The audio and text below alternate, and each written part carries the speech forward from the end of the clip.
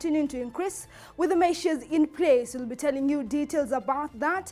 And on matters politics, Kirinyaga Governor Anne Waiguru has been impeached with a lot of drama witnessed in the county assembly as the MCAs exchanged kicks and blows during the time when the motion was being tabled in the county assembly of Kirinyaga. We'll be telling you details of that and more. But before we get started, let's take a look at stories making headlines tonight.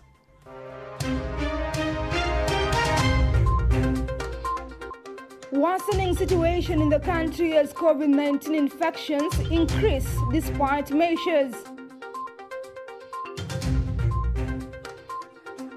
Burundi President Pierre Nkurunziza dies from heart attack. Governor Waiguru impeached as MCAs exchange kicks and blows. Police in Nyandarua symbolize an act of kindness which surprises residents.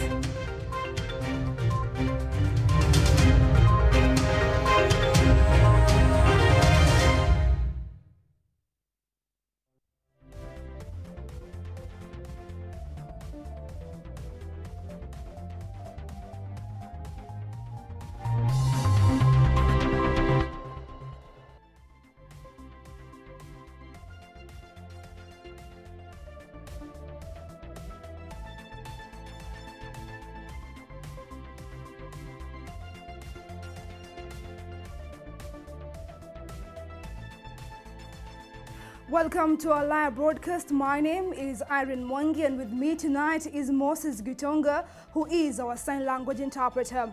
Now to our top story. Burundi's outgoing president Pierre Nkurunziza has died of a heart attack, aged 55. The Burundian government announced in a statement, and I quote, "The government of the Republic of Burundi announced with great sadness the unexpected death of His Excellency Pierre Nkurunziza, President of Burundi. He had died of a heart attack," end of quote. Last month, Burundi elected a new leader, retired General Evariste Ndayishimiye, who was the flag bearer for the ruling CNFDD party. Nkurunziza, who was faced with accusation of political repression at home and abroad since coming to power in 2005, was due to stay in office until August, when Ndayishimiye was supposed to take over and start a 7-year term.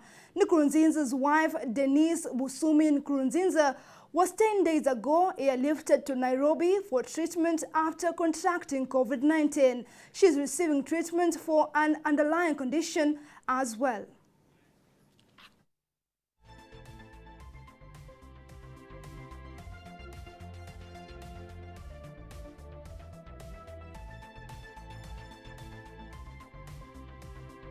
All right, now to matters of the pandemic. The Ministry of Health statistics indicate a worsening COVID-19 situation in the country, evident with the increase in the number of infections despite government ongoing measures to combat the spread.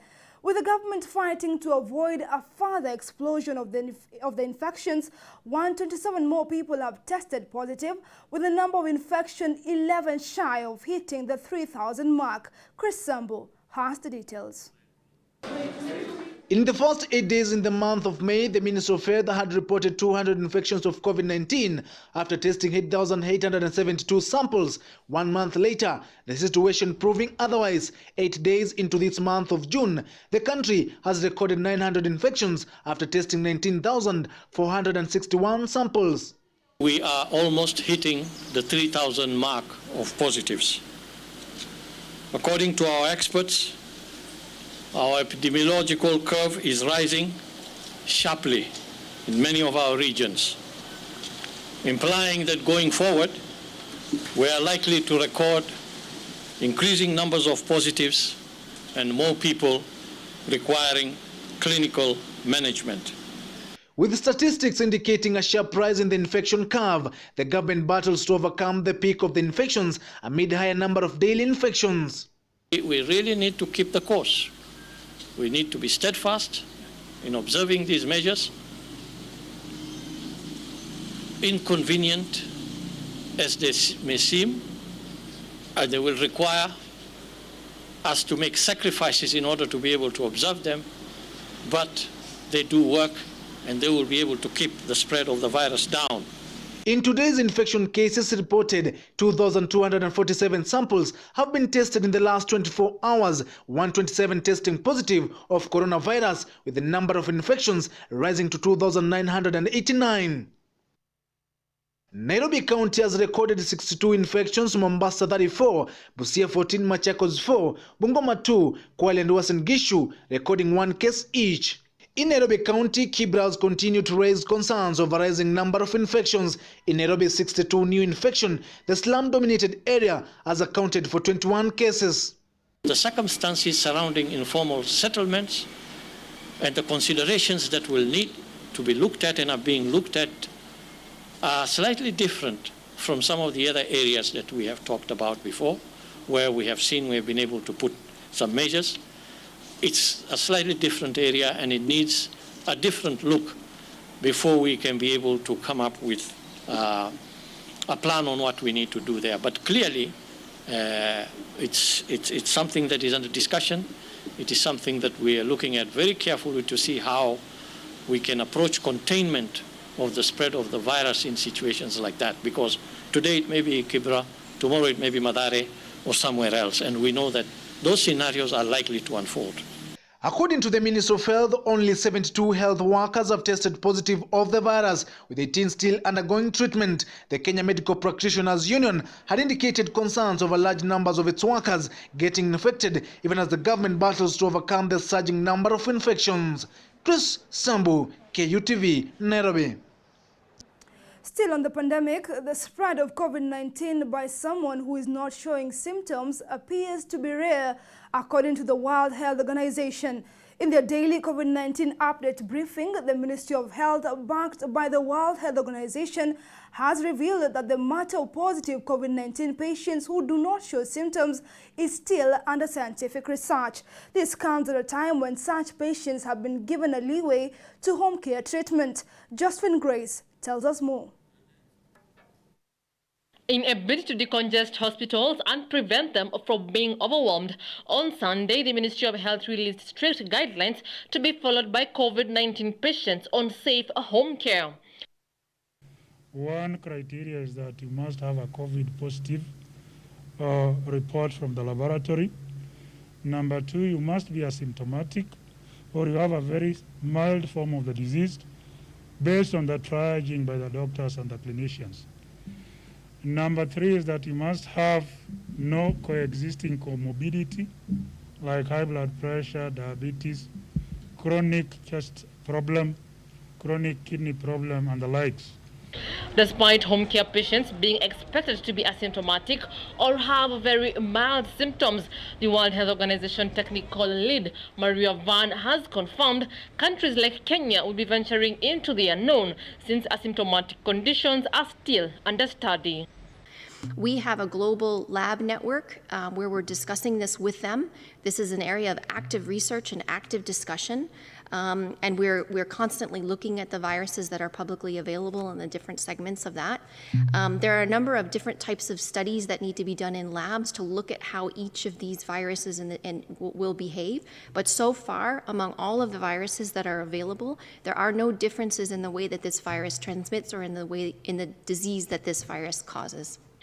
Despite the possibility of a resurgence, the Ministry of Health has admitted that COVID-19 is a learning curve with so many unknowns. But as it stands, asymptomatic patients are not a major transmission threat yet. You know, we can pick a virus in an asymptomatic. We don't know what the time frame of shedding and the loads of shedding are. Some of these information might be pointing to a fact that it may not be as serious shedding as in other cases that are clinically manifested. But as evidence is gathered, and we feel that that evidence is strong enough, scientific evidence is strong enough for us, then our measures and policies will also be shaped by that information as it develops. An isolated living space including own cutlery, proper ventilation of the same, strict adherence to hygiene safety measures, access to PPEs and a thermometer, a nearby emergency referral facility, and a proper waste disposal system top the Ministry of Health, Hygiene, Home Care guidelines. Grace Josephine, KUTV in Nairobi.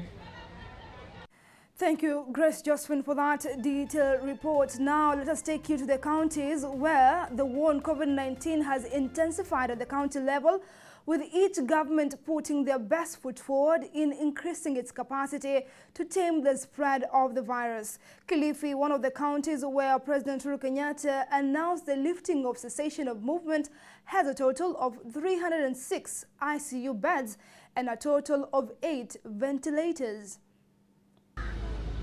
Kilifi County Government's installation of 306 ICU beds and 8 ventilators in its COVID-19 isolation and management centers has been key to having the cessation of movement order lifted by President Uhuru Kenyatta over the weekend.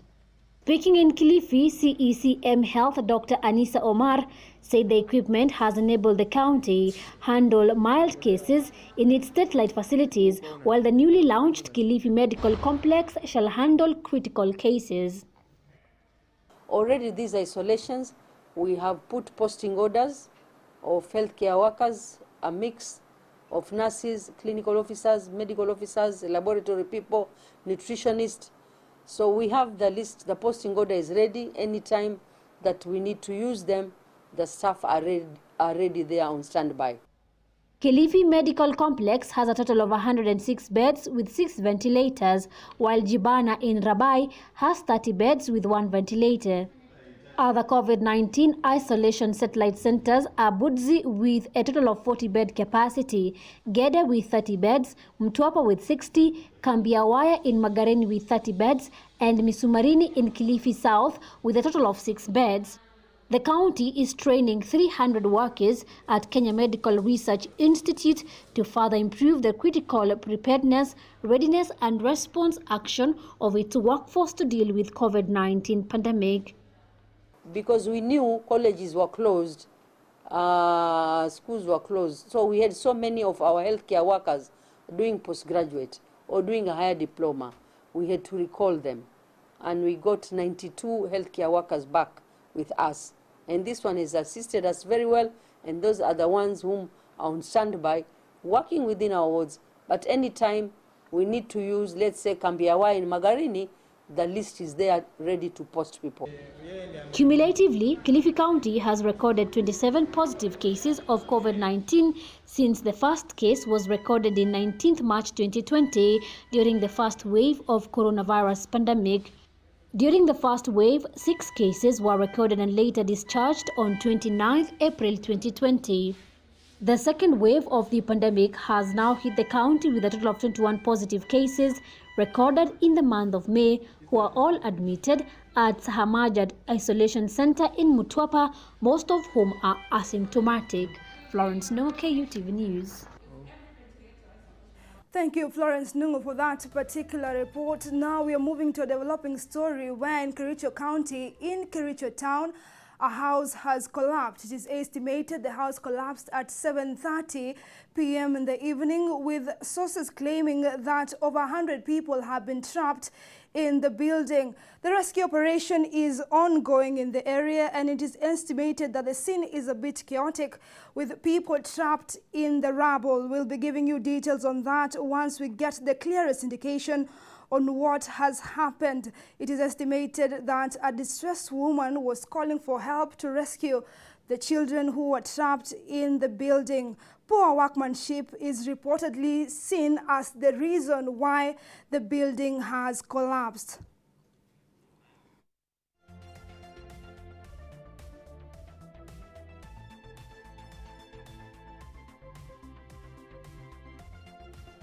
A sad situation there, but we are working in earnest to give you details on what is happening in Kericho Town. But moving on, drama unfolded as Kirinyaga Governor Anne Waiguru was being impeached as the county boss.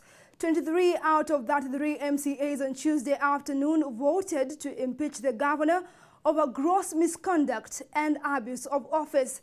In total, 27 members participated in voting that was initially characterized by chaos as blows and kicks, which were exchanged freely in the county assembly.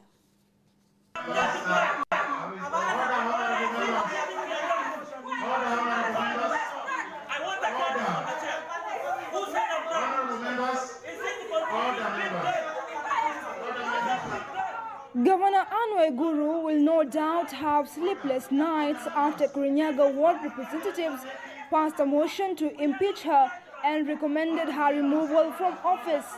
A total of 23 MCAs out of 33 voted in favor of the motion by Mutira ward representative Kenya Wangoi to remove the county boss from office. Out of the 13 nominated MCAs, 4 abstained from voting, while 6 were absent, making it easy for the motion to sail through. The Speaker of the County Assembly shall inform the Speaker of the Senate of the resolution within 2 days, and that the Governor shall continue to perform the functions of the office pending the outcome of the proceedings required by this section. Honorable members, there being no other business, this House stands adjourned up to today afternoon. In tabling the motion, Mutira MCA David Ongoi claimed there was enough evidence before the House to impeach the governor, who has been at loggerheads with a section of MCAs. Among the accusation is that she used her office improperly to confer a benefit to herself when she irregularly paid for travel allowances by the way of interest amounting to 10.6 million shillings, yet she did not travel. In supporting the motion, Budget Committee Chair David Mathenge appealed to President Uhuru Kenyatta to stay out of the issues, since the impeachment is not a party affair but a process to restore sanity in using of public resources. It's a day that we have achieved as an assembly. I can't say that I was on my own. My members, my colleagues, they have stood behind the move, and we have been able to achieve. Simply what I can say is the fact that we have passed the voice of the resident of Kirinyaga. To be a member of County Assembly for Kirinyaga, I was aware that there will be some sacrifice to be made. And one of the biggest sacrifices that I lay on the table today is me being the MC for Kerugoya and also being the majority leader. First of all, I want to state that Jubilee Party does not condone corruption. The president, who is the party leader, does not condone corruption. And we are just carrying out our oversight duties. We are calling upon the Senate today. Our senator, all the senators, kindly make this governor go home. Because if you bring her back again to Kirinyaga County, I'm very sure the corruption will never end in Kenya. The motion was preceded by chaos, with a section of MCAs allied to Waiguru being ejected from the House. In opposing the motion, the pro-Waiguru group led by Karumande MCA Anthony Monane tried to disrupt the debate, claiming his signature in the support of the notice motion was forged. More trouble followed when Majority Leader Kamau Murango accused Monane of being drunk, which the latter did not take lightly, triggering a bitter exchange of words. The issue got out of hand as Monane received the support of nominated MCA Lusinjeri, who claimed the Speaker had taken side in the debate. The Speaker ordered for the ejection of Monane and Njeri from the House to restore order, then directed the motion to proceed. Earlier, there were attempts by a section of MCAs allied to Waiguru to block the tabling of the motion, claiming there was a court order stopping the impeachment process. Sergeant at Arms, I direct you to remove Honorable Monane from the chair. In April, the High Court had stopped the motion after Governor Waiguru explained she suffers from an existing condition that puts her at the risk of severe effects should she be exposed to the coronavirus. She also noted that many offices were closed and she could not get documents to support her case. The Speaker of Kirinyaga County Assembly, Anthony Monane, will now have to notify the Speaker of the Senate, Kenneth Lusaka, of the impeachment within 2 days.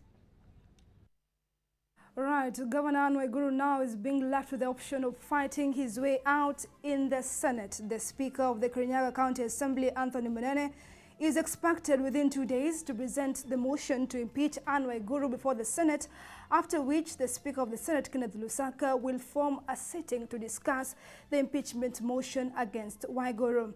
Now, moving on to the battle between the executive and the judiciary, the Attorney General Kihara Kariuki has defended the executive from the blames of Chief Justice David Maraga over the appointment of 41 judges currently in a stalemate. The Attorney General defended the president, saying that the law does not assign him the role of a rubber stamp to accept all nominees of the Judicial Service Commission without questioning their integrity.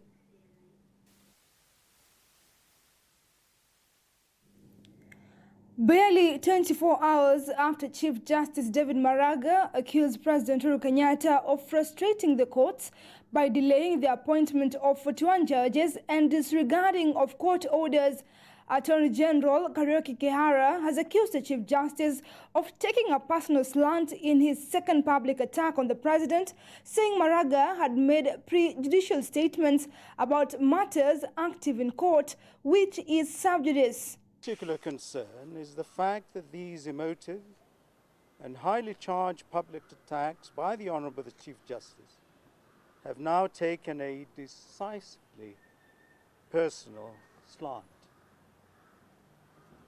I will not join the raging public in discussing the overall temperate and stability of some of us called to serve. Further, the Honourable the Chief Justice is openly commenting on the relative merits and demerits of cases involving the executive, which are still pending in the courts. The Attorney General defended the president on his delayed appointment of judges, saying that the law does not assign the president the role to accept all the nominees of the Judicial Service Commission without questioning their integrity. The Honourable the Chief Justice has taken to launching a public attack against His Excellency the President and the Executive at large through an avalanche of press conferences. This is not only a serious breach of established norms of government, but is also a puzzling move given the direct line of communication that exists between the Honourable the Chief Justice and His Excellency the President. A visibly angry Chief Justice yesterday called a press briefing to address the president after efforts to reach him out hit a snag. Maraga has been hoping to discuss the delayed appointment of judicial staff to no avail. I want to address the president personally. Your Excellency, you know I have respect for you as our president, and I have told you that.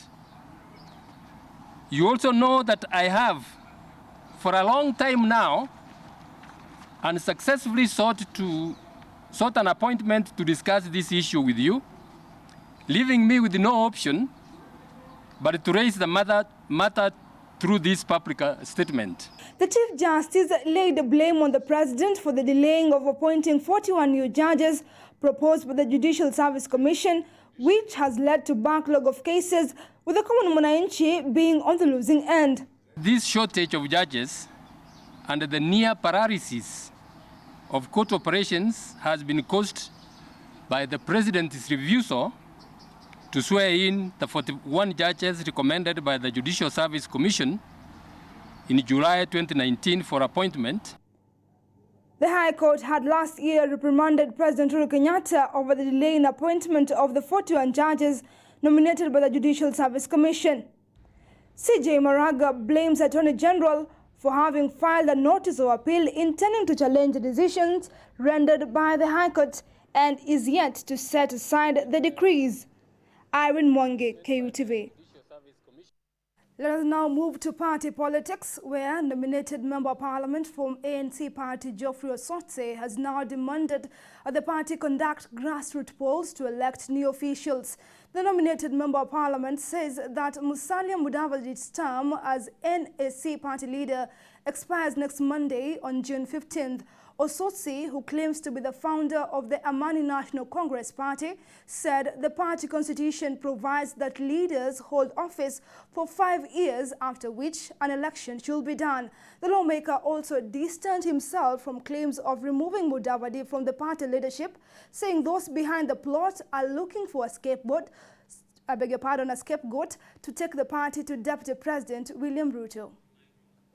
Political parties that have been made briefcase parties must now be forced to adhere to internal democracy in their parties by calling elections.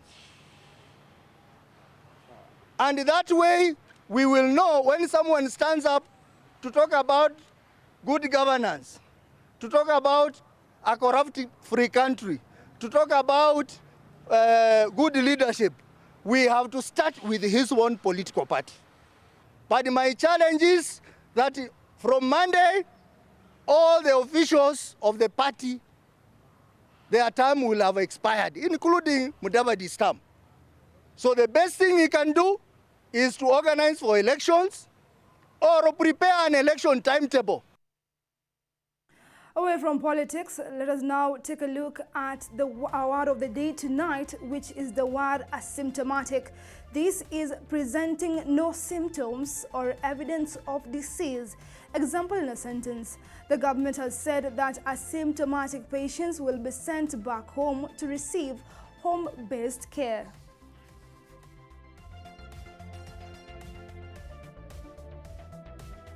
We are taking a short break, but once we return, we'll be returning with more from what is happening in the counties. Do stay with us. We'll be back in a moment.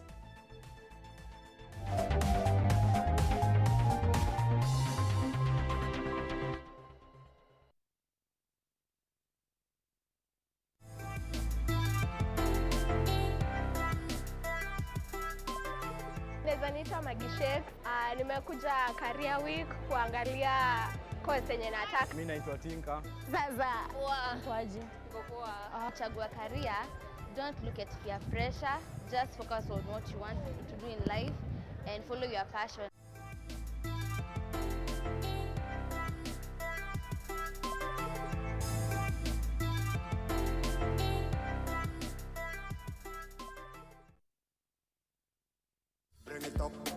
I'm a legend. Nimebet lakini hakuna siku nimeishinda, so nika give up. Gambling is a drug. Like, people lose money. They're saying he lost money. People lose money and they're like, yo, ni timu moja ilinitoa, maybe nikibet tena itakubali. Gambling. Can it come to an end? Gambling can never really come to an end. But what we've done is we've come up with an alternative.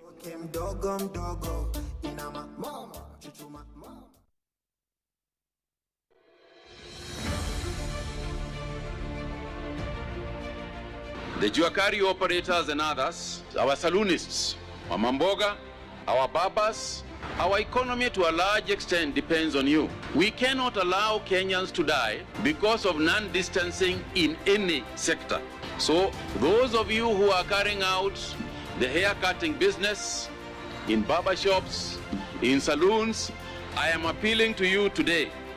Ensure that social distancing, fumigation of your working places, masks are used at all times. Just assume that everybody is positive and now deal with that situation. Participation of our citizens in the fight against the disease would be our key success factor.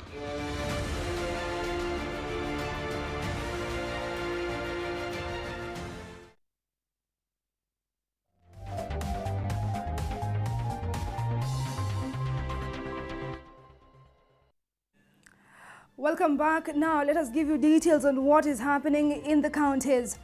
A family of 9 in Kasuku Trading Center in Nyandarua County can now breathe a sigh of relief after police officers drawn from the area police station stepped in and paid their rent for 3 months. This comes at a time when most households in the country have been affected by the coronavirus pandemic. Elizabeth Kanene and her 8 children have received beds, blankets and other household items as well as foodstuffs from police officers from Kasuku police station in Nyandarua who answered her plea for help. The mother of 8 said that she has suffered for about 10 years, going for days without food, and the children have no clothing and beddings. A visit to her 2-bedroom rented timber house revealed a sorry state where the children were sleeping on pieces of mattresses and shabby clothing on the ground, all in the same room. Siku ya leo nimeona Mungu na mkono wake. Na nimerudisha Mungu kwanza, Mungu tuweke Mungu mbele. Nilikuwa naomba hapa kwa hii, naomba mpaka karibu masaa 3 nikiomba. Mimi kitu ya kwanza sina mama na sina baba, mimi ni mayatima. Sina wasasi. Nimeteseka karibu miaka 10 nikipitia magumu. The officer commanding Kasuku police station, Cleophas Juma, said that they were touched by the way the family was living and decided to mobilize several members of the public to help them buy basic items. Na washukuru sana kwa sababu wanakaa nje wakiona watu wako na shida familia kama hii, hao ni wazazi. Wanaleta ujumbe na tumekaa chini tukaona kwamba tunawasaidia kwa njia gani. Usi wameenda hata paka bedroom. Wameangalia shida yenye iko kwa hii familia. Kukula ni shida, kulala ni shida, lakini kwa sababu sisi ni wazazi, tumefanya jambo kushirikiana na wananchi wa fanya biashara. Ndio naona police officers tumetenda kitendo kenye kiko mbele hapa. Hata tunawika mfano wa rais. The officers also bought school uniforms, sanitary towels, cooking utensils as well as firewood, which Officer Juma said was a way of paying back as they depend on taxpayers for income. Area residents hailed the move, saying that they have never witnessed the kindness of police officers before. Huyu OCS ni wa maajabu kwa sababu hatujaona maneno kama haya tena. Hata sisi waweza omba kama atalitaira hapa kwetu, awe retired hapa, tuweza sema awe hapa. Awe mzee mkongwe akae hapa na sisi kwa sababu ni waajabu na ni OCS mwenye hakima ya kila mtu, anaheshimu mtoto, mtu mzima, mkubwa, mzee, anaheshimu kila watu. Hii kitu, kuna kitu imetufunza kitu kubwa sana. Ya kwamba tukishikana na nyinyi, tukitangamana na nyinyi, mazao ni kama haya. Kwa sababu kuhurumia familia kama hii, watoto kama hawa, already mumewapea manguo, naona kuna kitanda, naona kuna mattress, kuna blanketi na mambo zingine. Already kuna Mungu. They termed them as respectful, adding that they no longer have cases of drunkenness and drug addicts because the officers have embraced the community. Moving on, Mwangi West Member of Parliament Charles Nguna has slammed Kutv County Government over what he termed as spearheading illegal sand harvesting at Kiromboko area where the distilling of Kembere Dam was taking place before it was banned by the county government following an act by the County Assembly. Nguna castigated the acting CEC for Environment, Koki Musao, for unprocedural reopening sand harvesting in the area without first seeking approval from the community and without undertaking environmental impact assessment. In a meeting held between the Mwangi West legislature and sand stakeholders in Mwangi, including the area MCAs, it was resolved that sand harvesting at Kiromboko be halted for a while until all laid down procedures are followed. According to the Member of Parliament, sand distilling of the Kembere Dam should not be done at the expense of the residents. Hence, the county government must ensure that residents benefit fully from the activity. Sir, today we have met with DCC, the 2 DCC from Migwani and Mwangi Central, and our MCS, and we had also invited the county government to discuss the matters on sand harvesting at Kiromboko, and the meeting as anonymous agreed that Kiromboko sand harvesting public participation was not done as required by the Act. Number 2, environmental impact assessment was not done as required by the Sand Harvesting Act. In view of this, we declared what is going on as illegal and unconstitutional. Away from that, to a developing story is that a 3-story building in Kericho County, in Kericho Town specifically, has collapsed, with the Red Cross official indicating that the building collapsed at 7:30 p.m. We can't confirm the number of people who have been trapped in the building, as the rescue operation are underway. Poor workmanship has been blamed for what is happening in the area.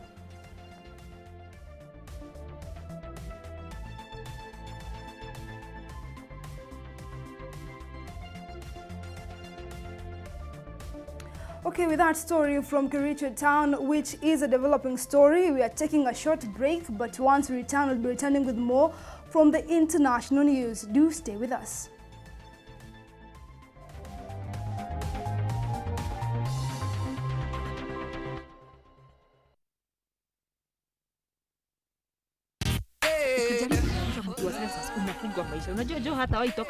The only thing I'm waiting for is the student. Zinasema deleted on Facebook.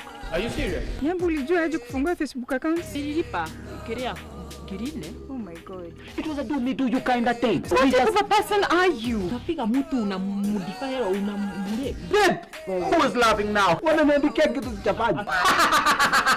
Kichini yangu inawaka. Umejaribu kuipiga start. Haijawahi kufanya start yote. Calculator zote zimeharibika. Si unachua? Sasa kama anataka 1 million, achangani kumusumbuane na wasi wapati 1 million ni. Baba na wali niwacha bila job, utatoa wapi 1 million sahi? Right skin za mkwangi na pesa, mnakuanga acha nyinyi. Unawezaje kuwa na rangi ya tao na una matao magani? APRT Sacco is financially transforming Africa. Good morning, Dr. Susu. Morning to you. My name is Mercy from CIC. Yes. Yeah, and I'm very glad to be back. Yes. To present to you a policy contract from CIC. Yes. For covering your fire and burglary, and also your staff for weaver, medical, and over and above for covering your plans for group life, for covering all loans. Congratulations, and I'm happy to present to you the policy contract. Are you a member of APRT Sacco who wants to buy a car, land, house, expand your business, or even pay school fees? Talk to us. To join APRT Sacco, buy shares for as little as 100 shillings and get your share certificate when your shares amount to 5,000 shillings. Join APRT Sacco through M-Pesa by sending money to till number 666741. APRT Sacco. Enjoy the power of many. Ukiona maziwa inakuja kwa asubuhi kwa hiyo kioski kwa hapo kwenu, kuna watu wamelala wakideliver. That's what I was doing. Nilikuwa a truck turn boy. Nilikuwa na degree, so si kuchoose job. Yeah. Big dreams start small. You're just here. Huh? Let me teach you Kenyan ways. In Kenya, you follow the beat. Trust me, the 2 left feet are real.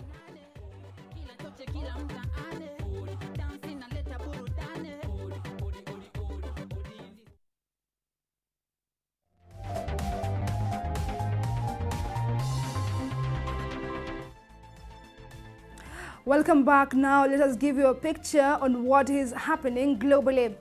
Now, with Nigerian businesses struggling because of the coronavirus lockdown measures, the use of mobile money to transact business is growing rapidly.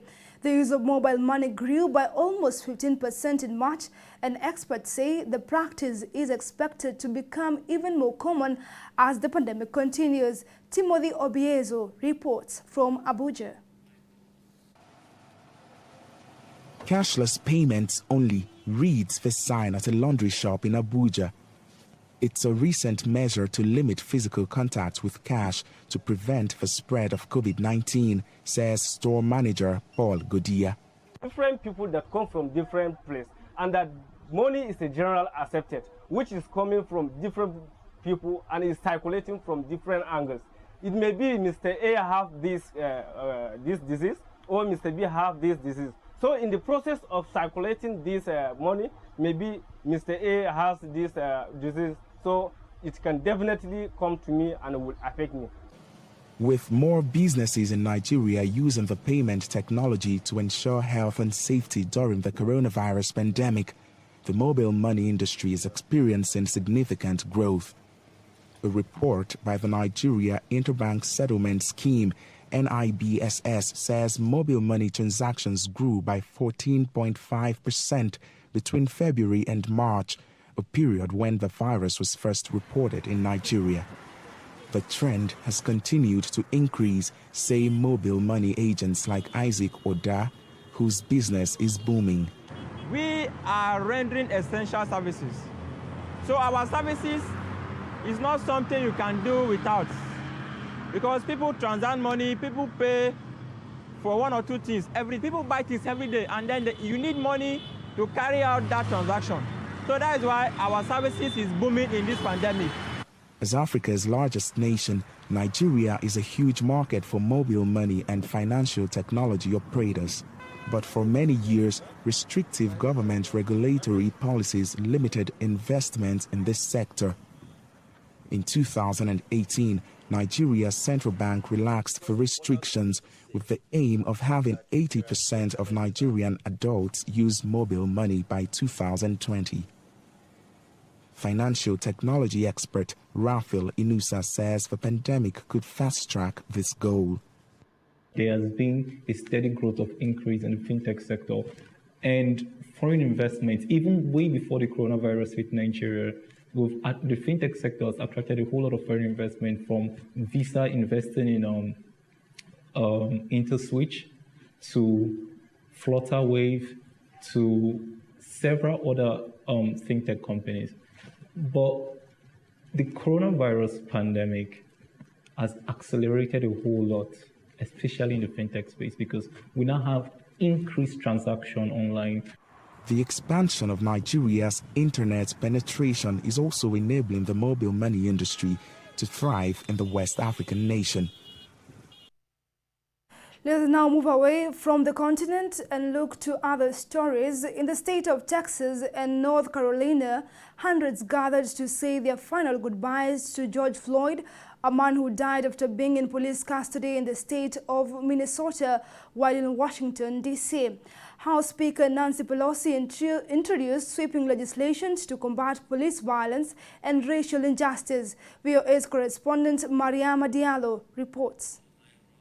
We are here to honor George Floyd. House Speaker Nancy Pelosi led House and Senate Democrats in a moment of silence at the Capitol's Emancipation Hall.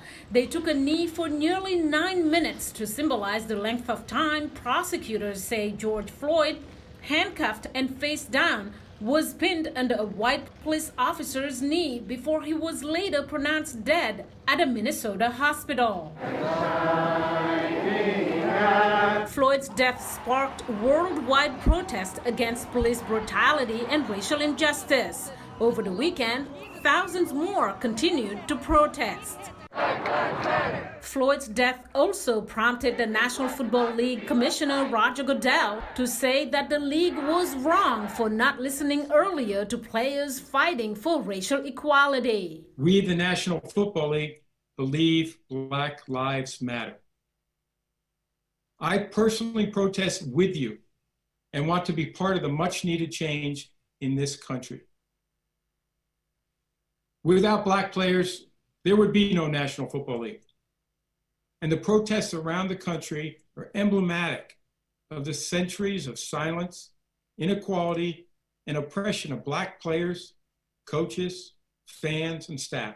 Meanwhile, in Minneapolis, Floyd's girlfriend and others gathered at a park on Saturday to remember Floyd and release balloons to honor lives lost at the hands of law enforcement. Floyd is here with us. He loves us, and I've been wanting for a long time, and whatever religion you are, however you pray, I've been wanting to thank Father God and be with a group of people that love him and support us, and just thank Father God. Thank you, Father God, for giving us Floyd. Floyd was also remembered in his North Carolina hometown by mourners who waited hours for a glimpse of his golden coffin.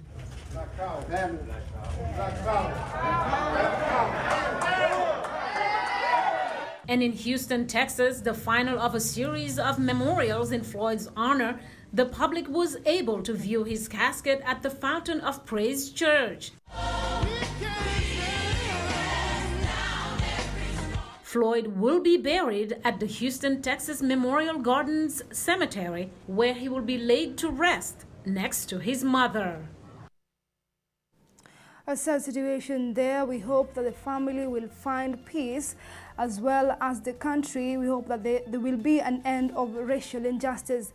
Moving on, Black Lives Matter protesters took the street of European cities again at the week in solidarity with demonstration in the United States, which were triggered by the death of 46-year-old black man George Floyd 2 weeks ago in Minneapolis. The protesters in Britain and in other European cities have tapped into deep-rooted anger over a perceived lack of understanding of their country's colonial history, as Henry Ridgwell reports from London. In Bristol, a city that once boomed on the profits of slavery, a statue of Edward Colston, a 17th century slave trader, was torn down Sunday. It was long a divisive symbol, a tribute to a man who built schools and hospitals, but who enslaved tens of thousands of black Africans, shipping them across the Atlantic, a journey that killed many men, women and children. We have to walk these streets and see that statue of Colston's every day. That's what it means. That statue is a kick in the face to all black people. It's a disgrace. And now look at it. Now look at it. Gone. You're gone. I'm gone. The toppling of the statue mirrors similar debates in the United States, where activists have demanded the removal of statues honouring Confederate-era figures like General Robert E. Lee in Virginia. Bristol's mayor sympathises with the protesters in his city. We have a city to run, we need to have order. But if you fail to understand these kind of events, then you create the conditions for more and bigger types of events like these, in the future. It's a very significant symbolic act, but it doesn't deliver the affordable homes, the job opportunities, the educational opportunities, the access to the professions, political power, economic power that actually underpins race inequality. The British government takes a different view. Sheer vandalism and disorder completely is unacceptable, and it's right actually the police follow up on that and make sure that justice is undertaken. Protests erupted in several cities across Britain over the weekend. Tens of thousands of people marched on the US Embassy in London. I've just had enough of it. I'm sick of having to explain to my children that because they're black, they have to act a certain way, they have to behave a certain way, they have to work 10 times harder to get anywhere in life. There were violent clashes between some demonstrators and police in London. 22 officers were injured, including a policewoman who fell from her horse after it bolted. The riderless horse trampled a protester. Prime Minister Boris Johnson said the demonstrations had been subverted by thuggery. In Glasgow, Scotland, activists changed the names of streets linked to slave traders. In Belgium, protesters defaced a statue of King Leopold II, who oversaw the killing of millions of Congolese during colonial rule. Back in Bristol, the fallen statue of Edward Colston was dumped into the harbour, where his slave ships used to dock 350 years ago. Critics of its destruction say the statue was an important reminder of a dark and complicated history. Others say its raising has done far more to educate Britons about black oppression, a history that for many resonates deeply today. Elsewhere, US-backed forces in Syria launched a major operation to destroy the remnants of a terror group in eastern Syria following a surge of attacks. VOA's Zana Omer has sent this report, narrated by Sirwan Kajo. Kurdish-led Syrian Democratic Forces have led a military campaign against sleeper cells belonging to the Islamic State terror group in 2 provinces in eastern Syria. IS has been carrying out attacks against civilians and SDF fighters ever since March 2019, when the group was defeated and lost all the territory it held, especially in areas along the border with Iraq. With nearly 6,000 US-backed fighters involved in this campaign, SDF officials say they have already captured more than 60 IS militants. We have received a lot of intelligence that IS is very active in this area. They have dug tunnels here to store their weapons, but civilians have provided us a lot of information about their locations. But we are in control. We started this campaign 3 days ago, but it could go for up to 10 days.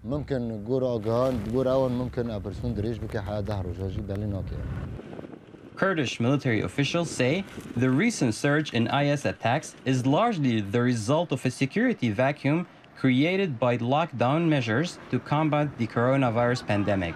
The US coalition against IS is supporting the operation to hunt down the militants. In the past few weeks, the Syrian Democratic Forces anti-terrorism troops have killed or captured several ISIS leaders with the support of coalition special operations. The coalition troops share intelligence, provide air support, and at times accompany the SDF commandos on raids. Local military officials say this anti-IS operation continues in coordination with Iraqi security forces on the other side of the border. We will be getting sporty on the other side of the break, but for now, let's take a break. We'll be telling you more on what is happening in the sports arena. Do stay with us.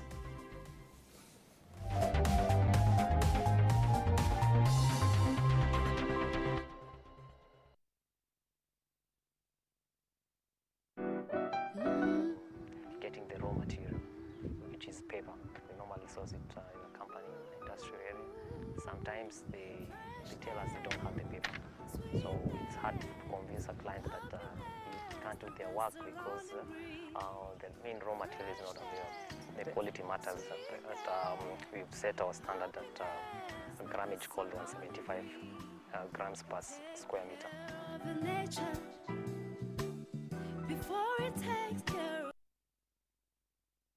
Kwa mara ya kwanza katika runinga nchini Jumatatu hadi Ijumaa saa 2:15 hadi saa 4:15 asubuhi. Msururu wa masomo kwa wanafunzi wa darasa la 8 na kidato cha 4 utakujia mubashara, ukiletewa na waandalizi wa KCPE na KCSE. Elimu Live ni kipindi kinachojaza mianya kwenye mchakato wa elimu baada ya kulipuka kwa virusi vya korona duniani. Maelezo nyerezi na kenye yanayofungamana na mahitaji ya mtaala wa elimu yatakufikia sebuleni kupitia runinga yako, tarakilishi na hata kwenye simu kiganjani. Kila Jumatatu hadi Ijumaa saa 2:15 hadi saa 4:15 asubuhi ni wakati wa Elimu Live. This week on The Scrunch.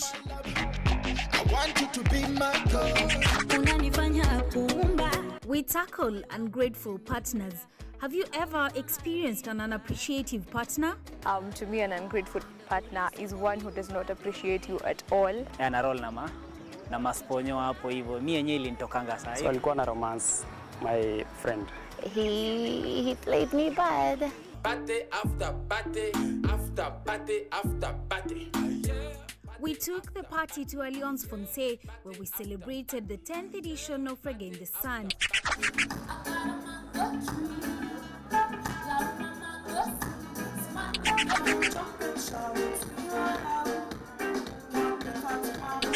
Karibuni kwenye extravaganza, The Scrunch walipofika walifunika. Lucy, I love you, lakini kama tuko wengi.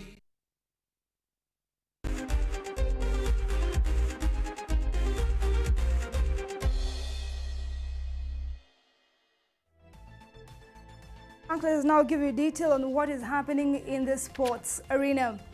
Athletics Kenya Central Region Chairman David Miano has called for concerted efforts from the government and the athletes to curb the menace that has serious consequences to the country, including imposition of bans from the international events. Miano said AK in the area has kept a close watch on the pockets of training to ensure performance-enhancing substances are not abused.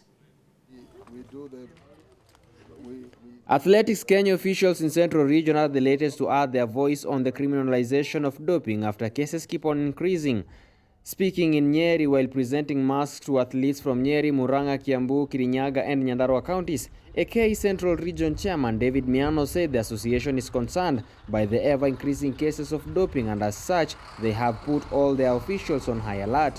We are concerned because given what has been going on in the country and having the bulk of athletes on this side in the Central Region, we are concerned that the same menace may eventually be spread to us. This is why we have deliberated on that issue, particularly on pockets of training, particularly in Nyandarua. We have the chairman Nyandarua here, where quite a number of top athletes normally converge. What we are hearing from other parts is what we would not want to get to us as a region. He revealed that so far one case of doping has been reported in Kirinyaga County, adding that the police are dealing with it to ensure justice is served. Athletics Kenya chairman in Nyandarua County, Samuel Ndungu, urged the government to effect punitive action on those found to be engaging in the vice that is giving the country a bad name. Kulingana vile doping iko saa hii, tungesema mtu akishikwa na doping washa ashikwe, afungwe ili hii mambo ikome. Juu kama vile sisi wakimbia tunasema hakuna siku kama mimi nikishikwa, hakuna ile siku mimi nitashikwa ati ni mimi peke yangu. Nitashikwa na niharibie Kenya chini. Kwa hivyo tungesema hata serikali yetu wafikirie hiyo mambo sana.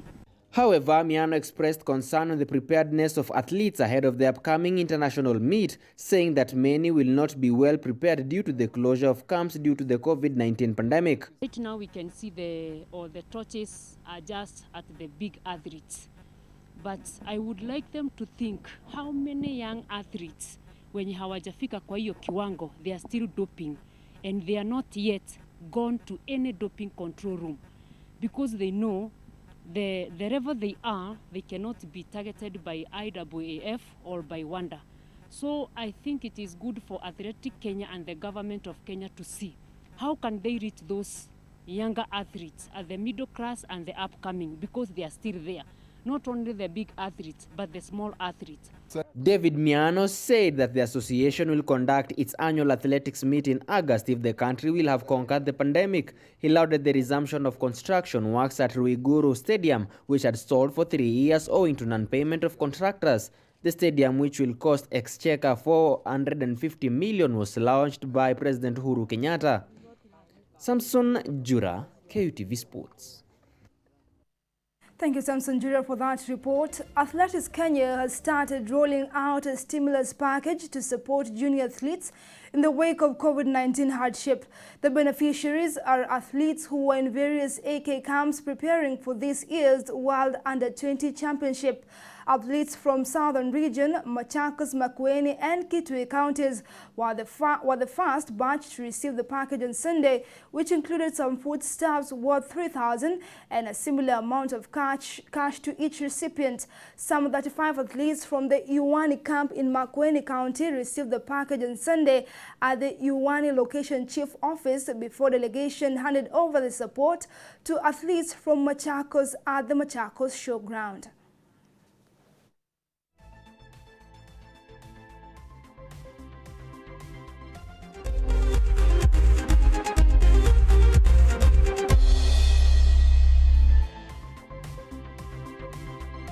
Thank you for joining us and making time for staying with us for KTV News at 9. That's all we had for you. I've been your anchor, Irene Mwangi, and our sign language interpreter is Moses Gitonga. One man once said, "It is not what you have that makes you happy, but it's how much you appreciate it." Thank you for watching and enjoy the rest of your evening.